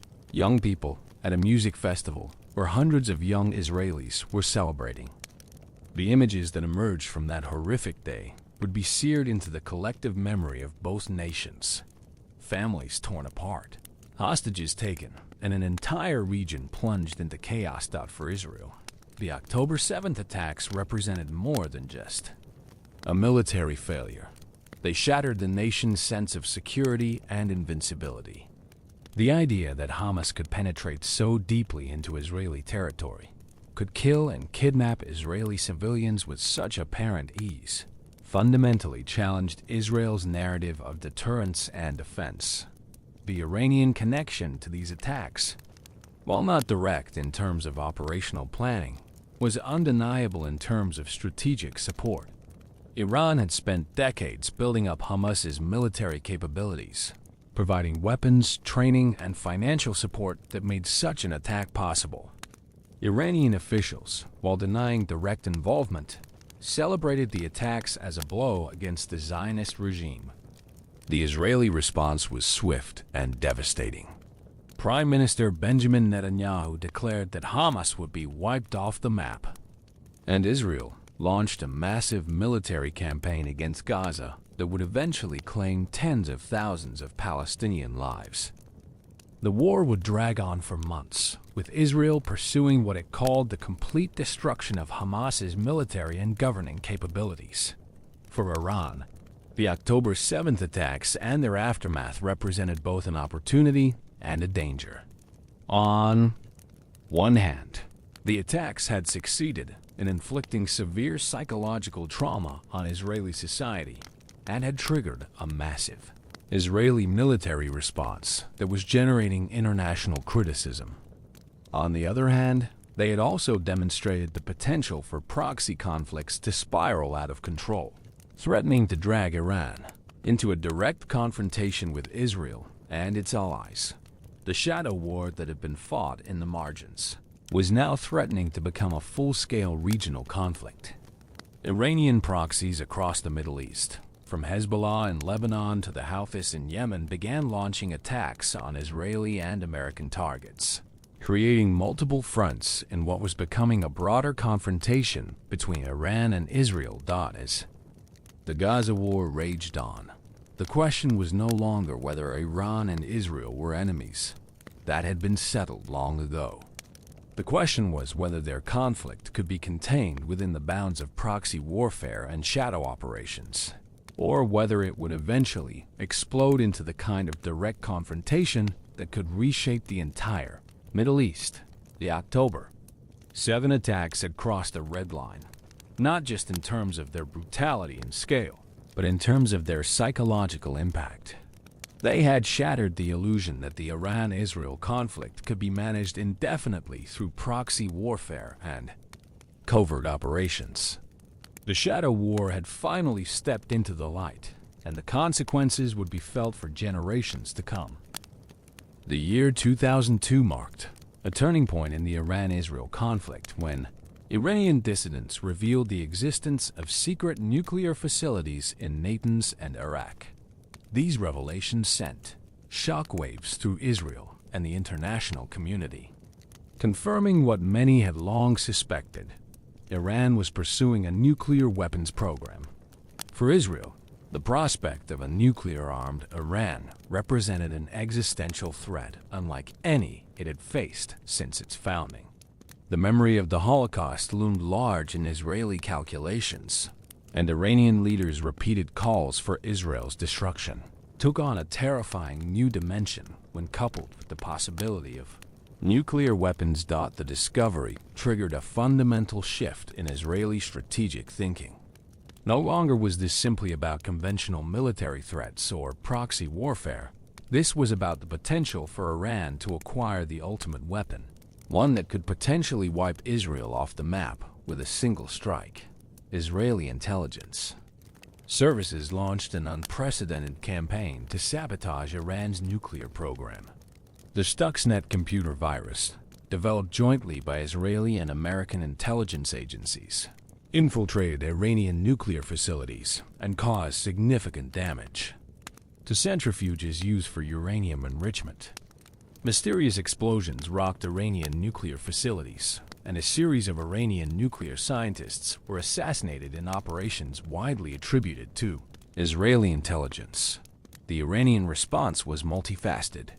Publicly, Iranian officials insisted their nuclear program was entirely peaceful, designed to generate electricity and serve medical purposes. Privately, they accelerated their efforts, building more advanced centrifuges and developing more sophisticated uranium enrichment capabilities. The nuclear dimension added a new urgency to the Iran-Israel conflict. Israeli leaders, particularly Prime Minister Benjamin Netanyahu, warned repeatedly that Israel would not allow Iran to acquire nuclear weapons, even if it meant launching a preemptive military strike.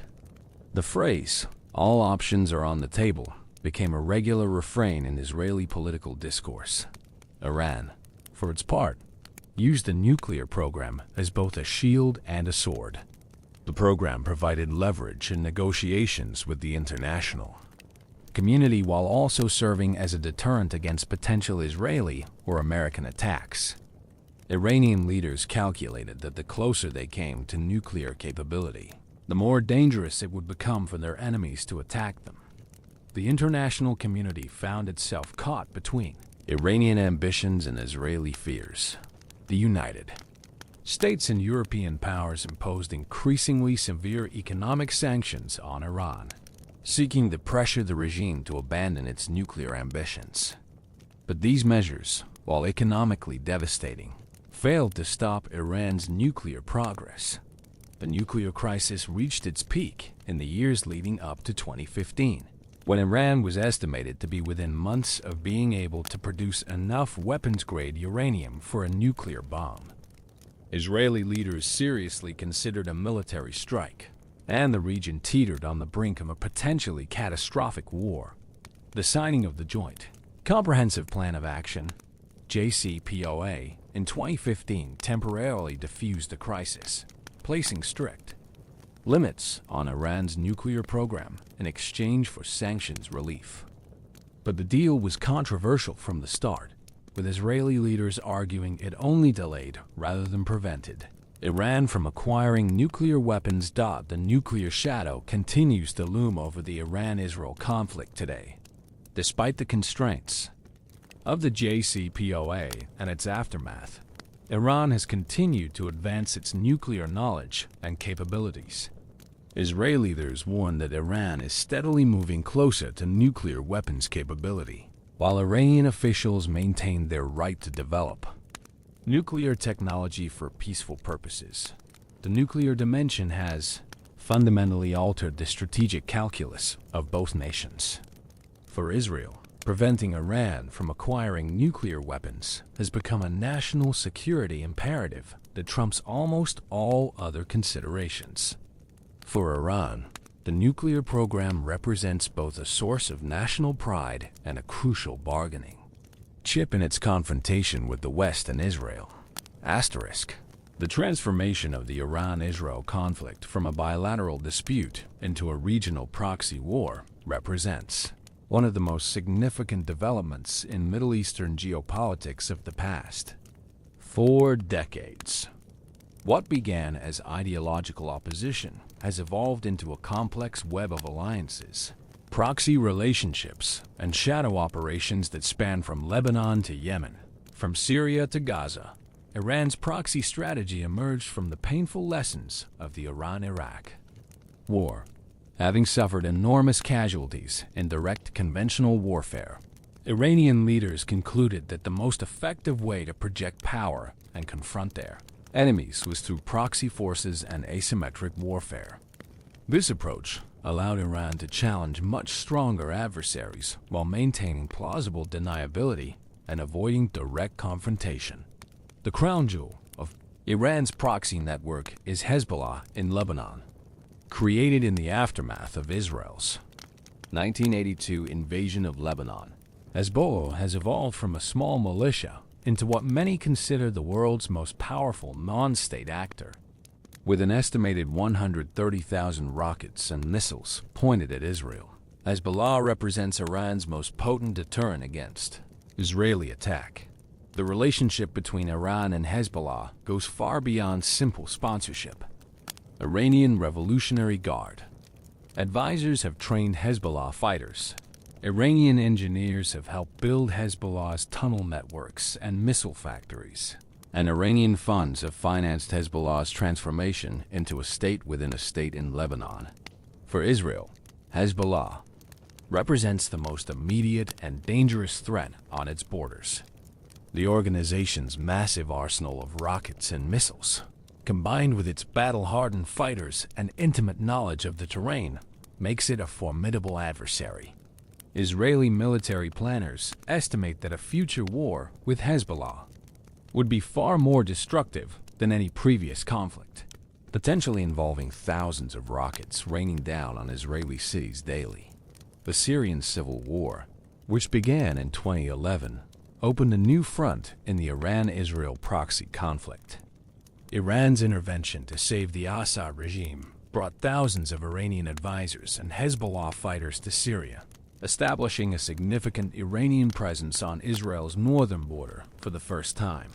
Israel responded with a campaign of airstrikes designed to prevent Iran from establishing permanent military bases in Syria and to interdict advanced weapon shipments to Hezbollah.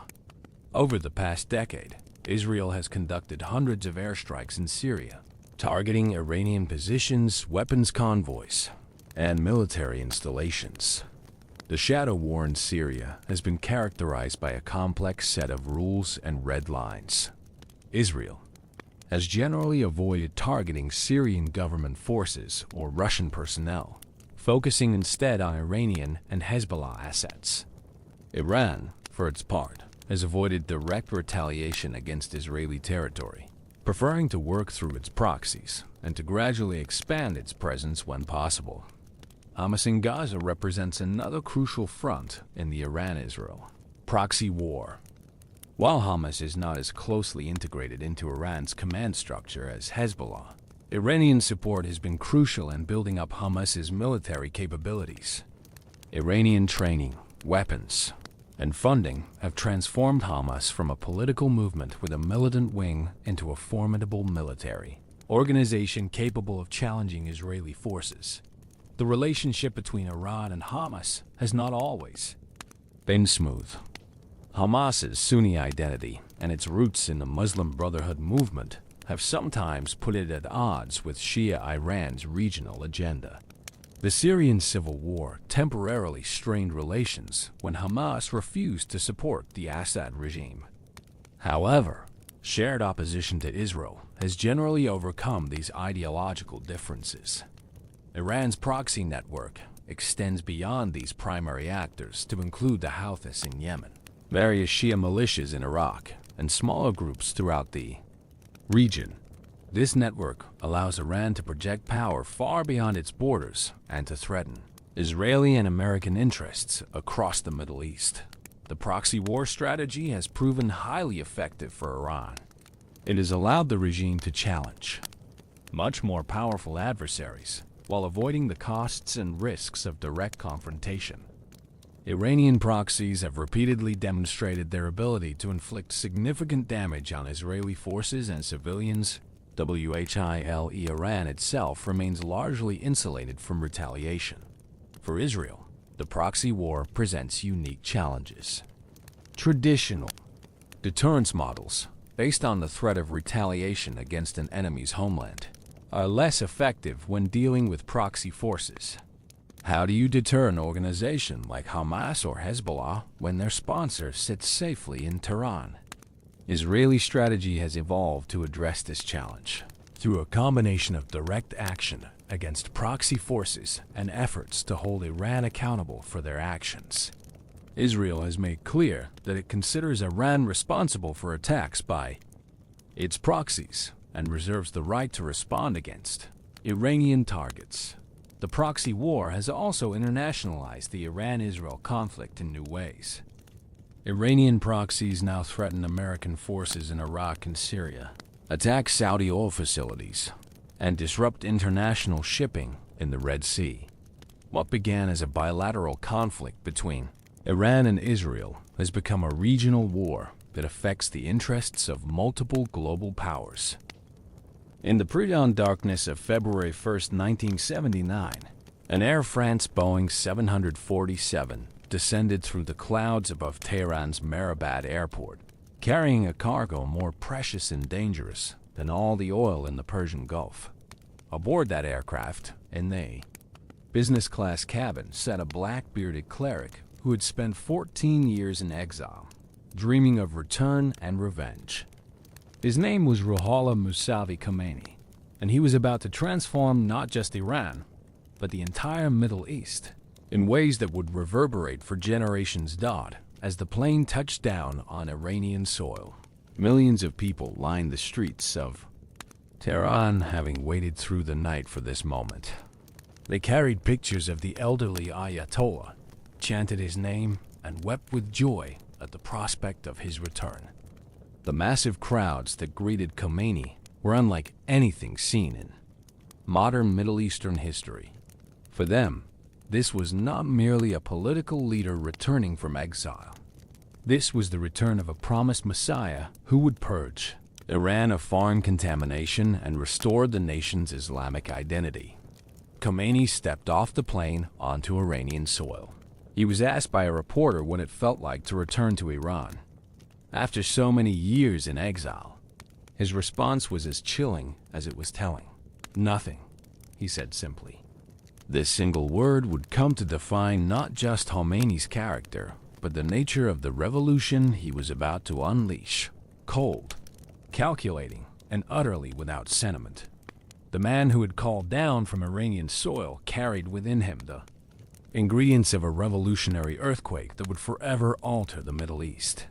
Born in 1902 in the small town of Khomeini, Ruhollah had experienced the chaos and humiliation of Iran's encounter with modernity.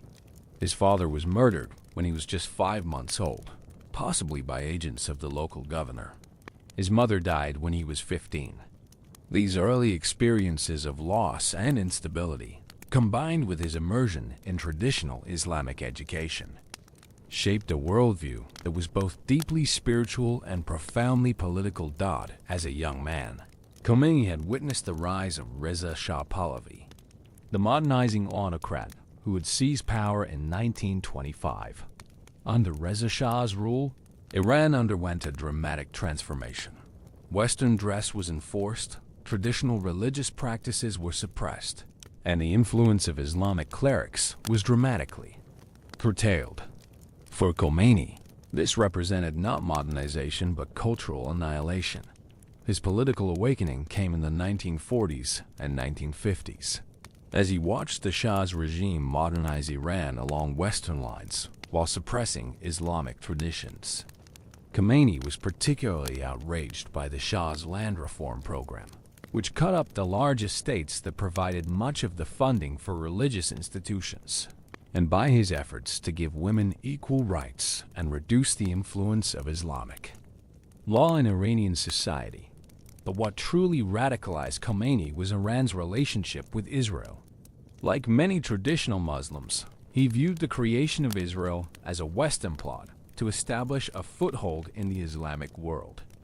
Moreover, Khomeini saw the conflict with Israel as a strategic between the Islamic world and Western civilization, with Israel serving as the local agent of global powers that were determined to keep the Muslim world divided and weak.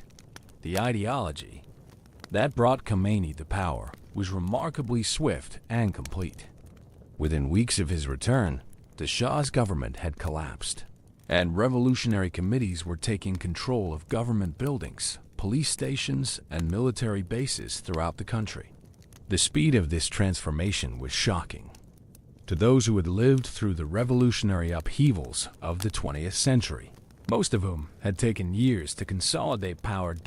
By the end of 1979, Iran had become an Islamic republic, with Khomeini as its supreme leader, an architect of a completely new system of government that had never before been attempted in the modern world. The Iranian Revolution marked the end of one era in Middle Eastern history and the beginning of another. The era of revolution, based on ideological conflict and strategic competition, had begun. This was not a story of perfect harmony. There were periods of persecution and discrimination, as there were for all minority communities in all pre-modern societies. But it was a story of coexistence, of two ancient civilizations finding common ground in their shared opposition to outside domination and their commitment to preserving their cultural and religious identities in a sea of modernization and secularism. The Iranian Revolution changed everything. In place of the Shah's secular modernization came Khomeini's vision of Islamic revolution that would serve as a model for the entire Muslim world. In place of Iran's alliance with the West came implacable hostility toward the United States and Europe. And in place of the complex but fundamentally manageable relationship with Israel came a commitment to Israel's complete destruction and the liberation of all of Palestine. The speed and completeness of this transformation was shocking to those who had lived through the gradual nature of most political changes. Here was a revolution that had not merely changed governments, but had attempted to change the very soul of a nation. The Iran that emerged from the revolution was not simply a different Iran. It was, in many ways, the antithesis of everything the previous Iran had represented. Asterisk. The year 1982 marked the beginning of what would eventually become the central front in the Iran-Israel conflict, the creation of Hezbollah in Lebanon. But unlike conventional armies, these concerns were heightened by Iran's development of ballistic missiles, which began during the Iran-Iraq War as a response to Saddam Hussein's missile attacks on Iranian cities. With Iran's help, these allied forces throughout the region that could serve as Iranian proxies without risking direct retaliation against Iranian territory. It provided a template for asymmetric warfare that would later be copied by Iran's other proxies. The creation of Hezbollah represented a fundamental shift in the nature of the Iranian-Israeli conflict. No longer was this simply a matter of two nation-states with conflicting interests. It had become an ideological struggle between Iranian-backed Islamic resistance and Israeli democracy. Hezbollah was designed specifically to fight Israel, and its operatives were trained not just in conventional warfare, but in the art of guerrilla tactics, suicide bombings, and terrorism. The 1980s brought the Iran-Iraq War, which lasted 8 years and claimed over 1 million lives on both sides. For Israel, this conflict presented both opportunities and dangers. On one hand, the war weakened both Iran and Iraq, two potential enemies. On the other hand, it provided Iran with valuable combat experience and motivated the regime to develop new weapon systems, including ballistic missiles that could potentially reach Israeli territory. Israel's response to the Iranian threat was characteristically pragmatic and amoral. Despite Iran's declared hostility, Israel provided limited support for Iran during the Iran-Iraq War, reasoning that a victory by Saddam Hussein would be even more dangerous than Iranian survival. This support included arms sales conducted through intermediaries and intelligence sharing about Iraqi military capabilities. The Iran-Contra affair, which came to light in 1986, revealed the extent of Israeli involvement in arming Iran during its war with Iraq. Israeli officials had facilitated American arms sales to Iran, partly to secure the release of American hostages held by Iranian proxies in Lebanon, and partly to prevent an Iraqi victory that would have created a dominant power on Israel's eastern flank. Perhaps most importantly for our story, Iran's focus during the 1980s was primarily on survival and regional influence. The Iranian leadership was motivated by religious ideology rather than Iranian nationalism, making diplomatic solutions extremely difficult. By the 1990s, Iranian-Israeli cooperation had become more complex.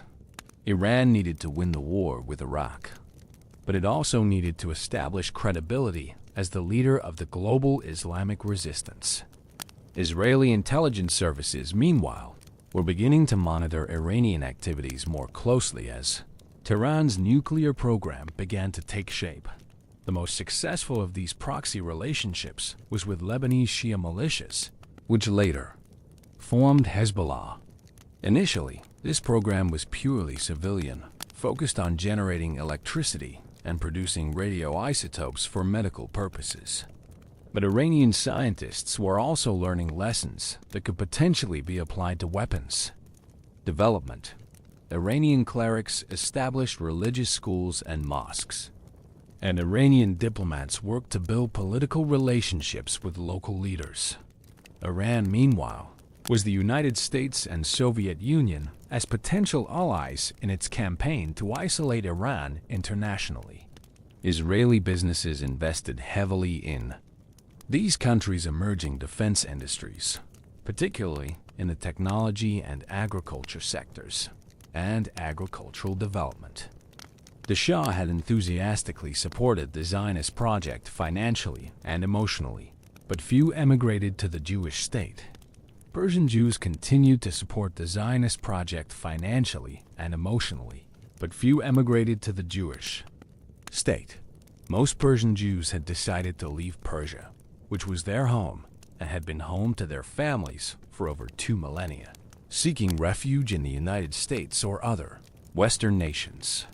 The period from 1980 to 2000 represented perhaps the high point of Persian Jewish cooperation in the face of external threats. Persian patriots who happened to be Jewish and Persian patriots who happened to be Muslim joined forces against what they perceived as Western imperialism. Persian Jews living in America provided financial assistance to Persian refugee organizations, while Persian Muslims in Iran continued to protect their Jewish minority despite the ideological pressures of the Islamic Revolution. This period, roughly from 1980 to 2000, was marked by a new Persian response to the hostility of the outside world. But beneath the surface, currents were beginning to shift that would eventually transform both Jewish and Persian aspirations from impossible dreams into historical realities. The Industrial Revolution was disrupting the status quo throughout the Middle East, and European powers were beginning to see Israel as a potential strategic asset in the region. The Persian Constitutional Revolution of 1905-1911 provided a perfect example of this cooperation. When Persian nationalists rose up to demand a constitution and parliament, limiting the power of the Shah and establishing the rule of law, they were supported financially by Persian Jewish merchants who saw Iranian nationalism as their path to full equality as Persian citizens. Yet beneath the surface, currents were beginning to shift that would eventually transform both Jewish and Persian aspirations from impossible dreams into historical realities. The Industrial Revolution was disrupting the traditional balance of power throughout the Middle East, and European powers were beginning to see Israel as potentially strategic value in the region. The period of change and mutual indifference might have continued indefinitely, with Persia and the Jewish community in Palestine developing along parallel tracks without significant intersection or conflict. But that is precisely what happened, and to understand how, we must now turn to the birth of modern nationalism. Today, as I write these final words in 2024, the Iran-Israel conflict stands at its most dangerous crossroads since the Islamic Revolution of 1979. The shadow war that has raged for decades across the Middle East has emerged into open confrontation, with both nations apparently committed to a path that leads toward total victory or mutual destruction. The October 7th, 2023, Hamas attacks on Israel marked a watershed moment in this long conflict. While Hamas planned and executed the attacks independently, the weapons, training, and strategic support that made such devastation possible came directly from Iran's decades-long investment in proxy warfare. The images of Israeli civilians murdered in their homes, of young people massacred at a music festival, of hostages dragged into Gaza, sent shockwaves through Israeli society that continue to reverberate today. Israel's response was swift and overwhelming. The subsequent war in Gaza, which has now lasted over a year, represents not just a conflict between Israel and Hamas, but a fundamental test of Iran's proxy warfare strategy. For the first time since the 1979 revolution, Iran's most important proxy force is facing the prospect of complete destruction at Israeli hands. The regional implications of this conflict extend far beyond Gaza. Hezbollah in Lebanon, Iran's most powerful proxy, has been drawn into the conflict, launching rocket attacks on northern Israel and forcing the evacuation of Israeli border communities. The Houthis in Yemen have attacked international shipping in the Red Sea, claiming solidarity with Gaza but actually serving Iranian strategic interests in disrupting global commerce. Iran itself has been forced to walk a careful line between supporting its proxies and avoiding direct confrontation with Israel. The regime has provided intelligence support and weapons to its allies while maintaining plausible deniability about direct involvement in attacks on Israeli territory. But this balance is becoming increasingly difficult to maintain as the conflict escalates. The nuclear dimension adds a terrifying urgency to the current crisis. Iran's nuclear program, despite international sanctions and sabotage efforts, continues to advance. Western intelligence agencies estimate that Iran could produce enough weapons-grade uranium for a nuclear bomb within months if it chose to do so. Israeli leaders have made clear that they will not allow Iran to acquire nuclear weapons, setting up a potential confrontation that could reshape the entire Middle East. The Abraham Accords, which normalize relations between Israel and several Arab states, have added another layer of complexity to the conflict. These agreements, brokered by the United States, were designed partly to create a regional coalition against Iranian influence. But they have also isolated Iran further and strengthened its conviction that it is surrounded by enemies determined to destroy the Islamic Republic. The current war has already had profound effects on both societies. In Israel, the October 7th attacks shattered the nation's sense of security and invincibility. The idea that Iran's proxies could penetrate so deeply into Israeli territory, could kill and kidnap Israeli civilians with such apparent ease, has traumatized a society that had grown accustomed to its technological and military superiority. In Iran, the government faces growing domestic pressure from a population weary of international isolation and economic hardship. The regime's massive investment in proxy forces across the region has come at the expense of domestic development and prosperity. Young Iranians increasingly question why their government spends billions supporting distant conflicts while their own economy struggles under sanctions. The international community finds itself increasingly polarized by the conflict. The United States and its allies have provided strong support for Israel's right to defend itself, while also expressing concern about civilian casualties in Gaza.